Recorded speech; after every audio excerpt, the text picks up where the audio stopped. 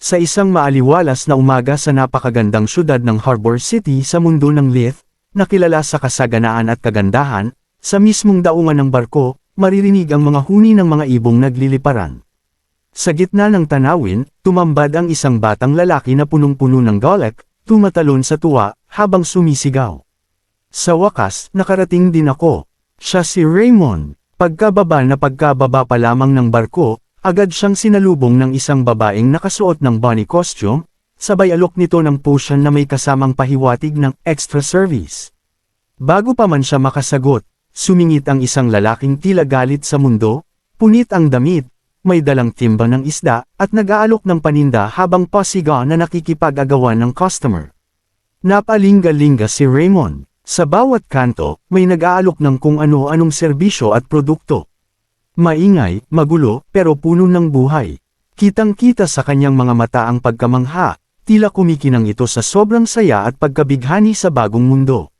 Maya-maya, nilapitan siya ng isang morenong lalaki at tinanong, "Ganyan ka na lang ba kasaya?" Siya si Walker, isa sa mga kasamahan ni Raymond. Kasama rin nila sina Theron at Charlotte, parehong kagaya nilang adventurer. Habang nakatingin sa kalangitan, sabay-sabing puno ng pag-asa si Theron.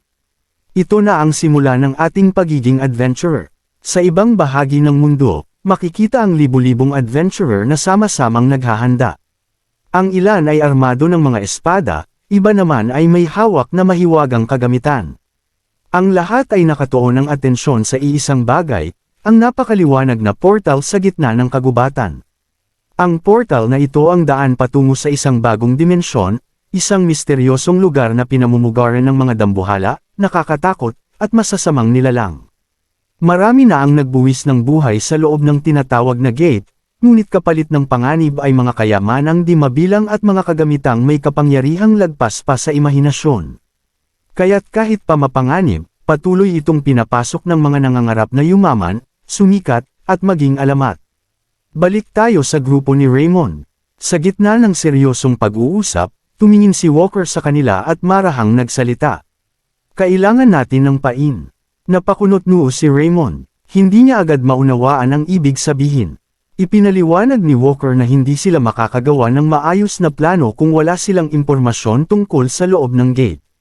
Marami na raw adventurer ang namatay sa loob nito, mga hindi handa, at walang ideya sa mga delubyong naghihintay. Kaya kailangan natin ng isang tao, isang alipin. Gagawin nating pain para ma-distract ang mga halimaw habang tayo'y umaatres o sumusugod, dagdag pa niya. Sumang-ayon si Charlotte, "Magandang plano. Kailangan natin ng taong kukuha ng atensyon habang gumagalaw tayo." Si Raymond, bagamat hindi komportable, ay nanatiling tahimik. Litong-lito siya pero wala siyang lakas ng loob upang tumutol. Sa loob ng slave market, pinamumunuan ng Gafor Merchant Union, tumambad sa kanila ang kulungan ng mga alipin, madudungis, payat, at halatang pinahirapan. Ang amoy ng kahirapan at kawalang pag-asa ay bumalot sa buong paligid. Lumapit ang tagapangasiwa at ngumiti kay Walker. "Lahat ng alipin dito ay ginagamit na pain. Malaya kayong pumili." Sabay tawa ng malakas, waring wala man lang pakialam sa sinapit ng mga kawawang kaluluwa. Ipinakita niya ang dalawang bagong huling lalaki, malalakas pa raw ang pangangatawan. Walang pag-aatubiling binili ni Walker ang dalawa. At habang inaabot ang bayad, sabay sabing muli ng merchant, "Tama ang pinili mo, good luck sa inyong paglalakbay." Matapos bilhin ang dalawang alipin, nagtungo ang grupo sa harap ng isang pulang portal. Ang hangin sa paligid ay tila may kasamang pagbulong ng panganib, malamig, mabigat, at puno ng misteryo. Tumayo si Walker sa tapat ng isang malaking kahoy, saka sinabing, "Mamarkahan natin ang halijing ito, para malaman ng ibang adventurer na tayo ang unang pumasok." Pagkatapos ay tumingin siya sa kanyang mga kasama. "Handa na ba kayong lahat?" Ngumiti si Charlotte at tumango. Sumunod si Theron, at kahit nag-aalinlangan, tumango na rin si Raymond. Sabay-sabay silang sumigaw, "Let's go!" Pagkapasok ng grupo sa loob ng gate at nadapa agad si Raymond, habang sinasabing kakaiba ang nararamdaman niya sa paligid. Pagtingin niya sa harapan na panganga si Raymond sa kanyang nakita na naglalakihang mushroom at iba pang mahihiwagang naglalakihang mga halaman sa paligid. Di pa raw siya nakakita ng ganitong kamisteryosong lugar at iba ito sa kayang naisip na itsura ng lugar. Habang gulat na gulat din ang dalawang alipin, sinabi ni Walker sa lahat, "Wag na kayong matakot at kabahan, magsimula na tayo sa pag-abante." Pinaliwanag nitong normal lang daw na ang lokasyon ng gate ay malayo pa sa tinitirhan ng mga halimaw, kaya di dapat mabahala dahil wala pang mga halimaw sa paligid. At hindi na nila maaring magamit ang unang gate para makaalis, kailangan na nilang maghanap ng ibang gate para makaalis sa lugar. Ilang saglit lang ang lumipas, may napansin si Charlotte sa likuran at ito ay isang halimaw na patungo sa kanyang upang siya ay atakihin. Hindi na nakagalaw si Charlotte at inatake ito ng halimaw. At lumabas ang napakaraming dugo. Napasigaw na lamang si Raymond ng pangalan ni Charlotte habang takot na takot ito, at tanong ng isa sa mga alipin, bakit may halimaw dito? Ilang sandali habang di makagalaw ang grupo na pagtanto nilang napapalibutan na pala sila ng mga halimaw na nanglilisik ang mga mata na kulay pula at may naglalakihang mga ngipin. Walang nang nagawa si Walker at nagsimula itong nagpalabas ng kanyang fire arrow habang tumutulo ang pawis. Patungo ito sa halimaw na umatake kay Charlotte at dali-dali itong sumigaw na may mali dito. Itali ang mga alipin sa puno at bilisang umalis sa lugar na ito, utos ni Walker. Nagmakaawa namang sinasabi ng isa sa mga alipin na huwag silang iwan habang nakatutok ang patalim ni Tyrone sa kanya, at si Raymond naman ay nagmamadaling inaayos ang kadena para itali na ang mga alipin. Napasigaw pa itong, tumahimik ka, gawin mo na lang ang sinasabi namin sayo, habang humihingi ng tawad sa isip-isip niya.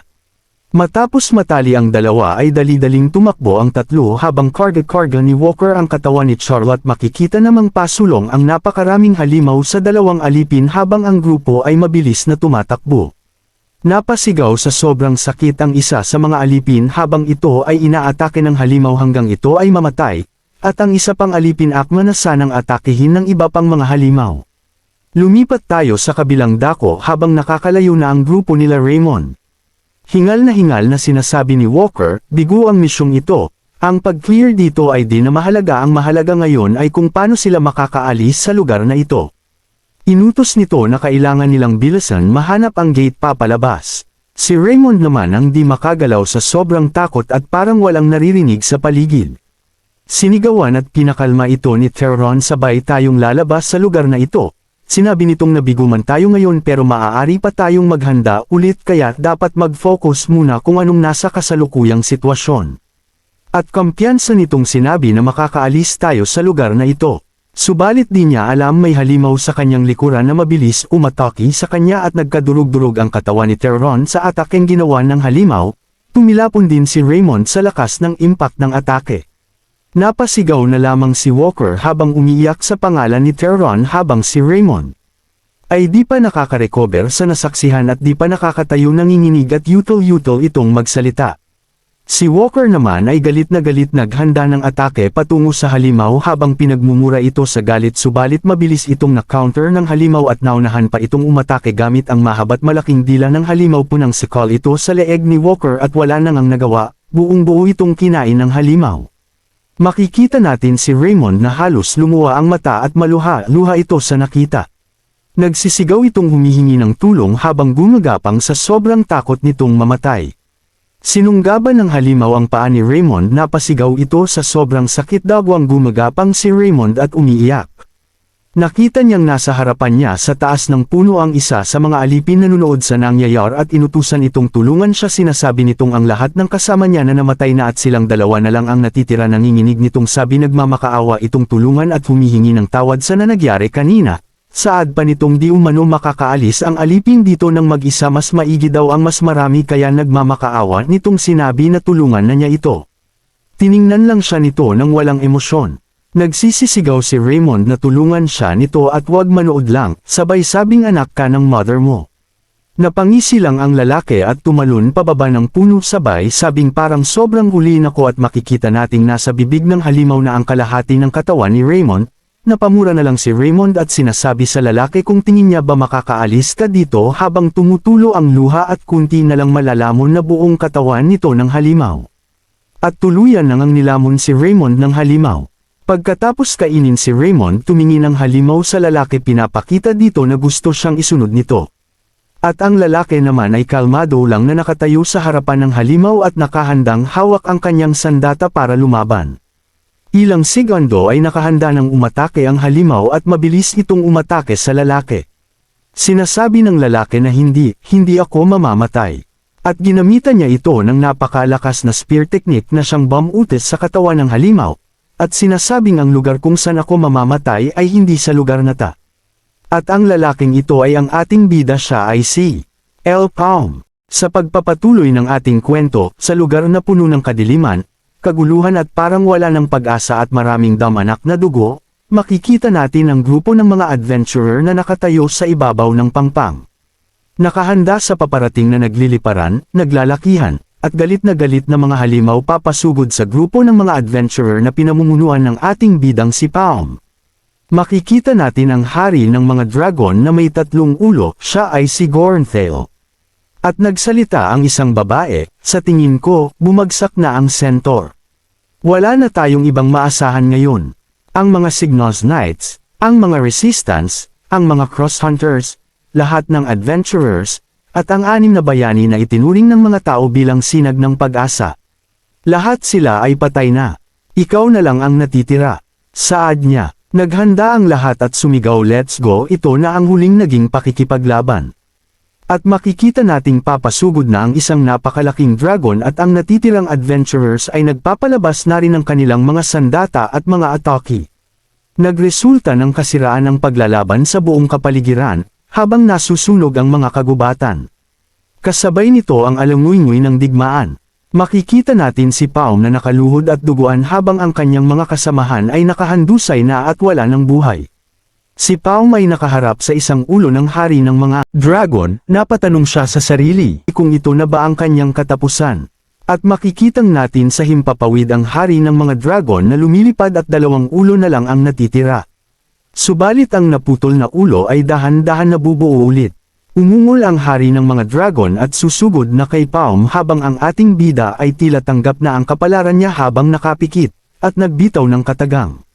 Ito ang aking wakas. Ang wakas ng mundo, at ang wakas ng ating paglalakbay. Ngunit bigla niyang sinuntok ang lupa ng napakalakas na nagresulta ng pagdurugo ng kanyang kamay sabay sabing putya. Tinatanong niya sa kanyang sarili, ganito na lamang ba matatapos ang lahat?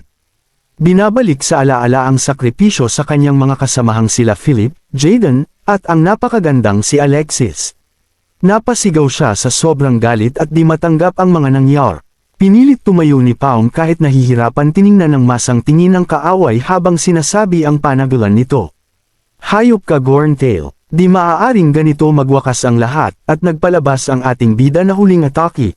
Makikita nating nagpalabas ang kanyang kamay ng dilaw na enerhiya at nabuo ang isang malaking light arrow at handa na sana niya pakawalan ito, subalit dahil sa naubos na ang lahat ng kanyang lakas at umabot na sa sukdulan ang paghihirap ng kanyang katawan, di na niya ito nakayanan at samuka ang ating bida ng maraming dugo. Habang ang hari ng mga dragon naman ay nagpakawalan ng isang napakalakas na atake at sulong-salo ito ng ating bida. Sa mga huling sandali sinabi ni Palm, "Bakit kailangang matapos ng ganito? Kung sana mas malakas lang sana ako. Kung may isang pagkakataon lamang ako." Biglang nagising si Palm habang binubuhusan ng malamig na tubig, takang-taka ito sa nangyayari, kung bakit nasa lugar siya na ito. Habang ang tagabantay ay sinsabihan siyang huwag magpanggap na may sakit dahil hindi ito ubre sa kanya. "Alamin mo ang lugar mo, alipin," saad nito, habang nakangisi, na halos pumutok ang mga ugat para magmukhang nakakatakot. Habang si Palm nagtatanong, "Ano? Si Gornthale, kumusta na, anong nangyar?" "Buhay ako." Gulat na gulat ito nang mapagtanto niya ang lugar kung nasaan siya. Lugar kung saan siya ikinulong. Ang slave market. Takang-taka parent si Palm bakit siya andito sa lugar na ito. Habang galit na galit at sumisigaw ang namamahala sa slave market, si Palm naman ay parang walang naririnig at malalim. Ang iniisip. Nakikilala ang lalaking nasa kanyang harapan ang taong namamahala sa lugar, 6 na taon ang nakakaraan nung siya ay isa pang alipin. Subalit dahil sa ayaw sumagot ng ating bida sa mga pinagsasabi ng namamahala at nakatingin lang ito sa kanya, galit na galit itong na nagpakawala ng suntok patungo sa ating bida. At sa oras na yun tuluyan na nga napagtanto ng ating bida na bumalik siya sa nakaraan. Makikita nating duguan ang ilong ni Palm dahil sa suntok na inabot siya mula sa namamahala. Nakaupo sa gilid at nagtatanong sa sarili kung nananaginip ba lamang siya, subalit sa isip-isip niya sobra itong makatotohanan. Di pa rin siya makapaniwala, ngunit wala ng ibang paliwanag sa mga nangyayari. At makikita na nga natin tulad ng nakaraan, dumating ang grupo nila Walker upang bilhin ang ating bida at isa pang alipin. Seryoso at nag-aalab ang mga mata ni Palm habang sinasabing wala ng dahilan para gawing komplikado ang lahat. Ito na ang aking pangalawang pagkakataon. Habang naglalakad ang ating bida, napulot nito ang baston ng fire arrow. Habang tinatitigan ito, sinasabi nito di na masama pwede na itong pagtiyagan sa kasalukuyan niyang antas. Subalit iniisip nito hindi ito sapat, dapat ang isang manlalakbay ay mayroong higit pa sa isa lamang sandata. Kung hindi, wala nang saysay na pumunta sa lugar na to upang magloot. Habang naglilibot sa buong lugar ang ating bida, makikita ang mga putol na paa sa kapaligid na siya ring sinuri ng ating bida upang maghanap ng mahahalagang bagay dahil ang mga tao ay madalas nagtatago ng mahahalagang bagay sa kanila mga sapatos. At nakakita nga ng isang asul na singsing ang ating bida. Habang sinusuot ito ni Palm, bigla itong nagliwanag na siyang nagpagulat ng kaunti sa ating bida at nalaman niyang pala ay ang ring of psychokinesis. Nang biglang nakaramdam ng di maganda si Palm. Paglingon niya sa kanyang likuran, paparating na pala ang mga halimaw habang nanlikisik ang mga mata. Takang-taka si Palm bakit sila nakapunta kung nasaan si Palm, dahil ba sa amoy ng dugo. Tanong niya sa sarili. Mabilis na pinalibutan ng mga halimaw si Palm, subalit di siya natakot dito, bagkus ay naghanda siya ng atake at nang may halimaw na lumapit sa kanya ay agad niya itong pinatay, binutasan ang katawan ng isang halimaw. Bigla namang nagpakawala ng mahabang dila ang isa pang halimaw, subalit agad naman itong napansin ng ating bida at mabilis na nakapagdepensa. Subalit dahil sa pagkakahawak ng dila sa sandata ni Palm, nagkaroon ito ng pagkakaon masira ang spear na gamit-gamit ni Palm. Di pa man nakaka-recover sa nangyari, may isang halimaw na pasugod sa likuran ni Palm. At buti na lang mabilis ang reaksyon ng ating bida, nagpakawala ito ng fire arrow, at mabilis na nabutas ang katawan ng halimaw. Habang kalmadong nagpapakawala ng mga fire arrow, na isipan namang subukan ni Palm ang kakayahan ng nakuha niyang singsing. Naghanda ng makisig na porma si Palm at kinontrol ang fire arrow gamit ang kanyang kinesis ability at sabay-sabay binutis at pinatay ang lahat ng mga halimaw na malapit sa kanya. At makikita nating bumagsak ang lahat ng mga halimaw at nasusunog sa apoy na pinakawalan ng ating bida. Maghahanda na sana umatake ulit si Palm nang nakaramdam ito ng may mali. At yun nga, inatake pala siya ng mga halimaw mula sa itaas, pero mabilis itong naiwasan ng ating bida. Subalit din ito ma-activate ang fire arrow, akala na nasira na ito, nagko-cooldown lang pala. Habang iniiwasan ni Palm ang atake ng mga halimaw at hinihintay ang cooldown ng fire arrow, ay pinaghahampas niya gamit ang baston, sinipasipa at dinurog ang isang halimaw. Nang matapos ang cooldown ng fire arrow, muling nagliwanag ang baston at napasabi si Palm ng mabuti at patuloy na hinarap ang mga natitirang halimaw. Kalmado at seryosong nagpakawala ng mga fire arrows at ginamit ang kinesis ability upang labanan ang mga halimaw, paulit-ulit utong ginawa ni Palm. At makikitang nakatayo with pogi post ang ating bida sa gitna ng mga bumagsak at wala ng buhay na mga halimaw. Nang bigla, may nagsalita, ito si Charlotte, tinawag nito si Palm. Tiningnan ito ni Palm, buhay ka pa, saad niya. Habang naghihingalo, tanong ni Charlotte, spearmanship at paggamit ng magic. Ano ka ba talaga? Galit na tanong ni Charlotte kay Palm habang tumutulo ang dugo sa kaliwang parte ng ulo. Paano mo nakuha ang baston na yan? At ang bilog na liwanag sa kamay mo? Pasiga na sinabi nito, paanong isang alipin na tulad mo ay naging awakened one? Huwag mong sabihin, ikaw ang may gawa ng lahat ng ito, habang makikita ang isang patay tao na sa gilid. Seryoso lamang na tumingin si Palm na parang may killing intent. Tapos ka na bang magsalita? Tanong ni Palm, habang nakadepang nagtataka si Charlotte sa tanong. Nagsalita ulit si Palm at nagsabi, patawad, ngunit mali ang pagkakaintindi mo dito. Hindi, wala naman dapat akong pakialam, kahit na makaligtas kayong lahat dito, papatayin ko rin naman kayong lahat sa huli. Anong kalokohan, saad ni Charlotte? Talagang hinahamak ko ang mga katulad mo, mga gumagamit ng tao upang maging pain, saad ni Palm at tuluyang tinapos na ang buhay ng kawawang si Charlotte. Balik sa sentro ng Harbor City, gulat na gulat ang mga tao sa pagdating ng ating bida. Hindi sila makapaniwala at dilubos maisip na ang isang aliping pain ay makakabalik ng mag-isa at buhay na buhay mula sa gate. Nabaliktad na sitwasyon, kailangan ng magmadali upang di maulit muli ang mga nangyaring masalimuot na wakas. Lakas loob na nakatayo sa harap ng slave market, sinasabi nito sa sarili, kailangan ng matanggal ang marka ng pagiging alipin saad ng palm. Hanggang dito na muna lamang ang ating video. Maraming salamat sa panunood.